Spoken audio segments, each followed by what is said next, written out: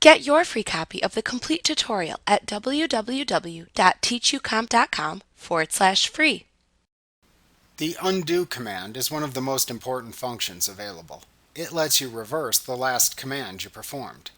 The drop-down arrow next to the undo button in the quick access toolbar contains a drop-down menu of the last few actions you performed. You may click to reverse any action in this drop-down menu.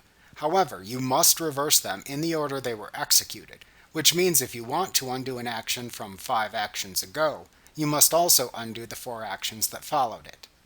If you hold your mouse pointer over the undo command, a little screen tip appears to tell you which action you would be undoing by clicking it. Note that some actions you perform cannot be undone. For example, closing a workbook without saving changes you meant to save is an example of an irreversible mistake. Like what you see? Pick up your free copy of the complete tutorial at www.teachucomp.com/free.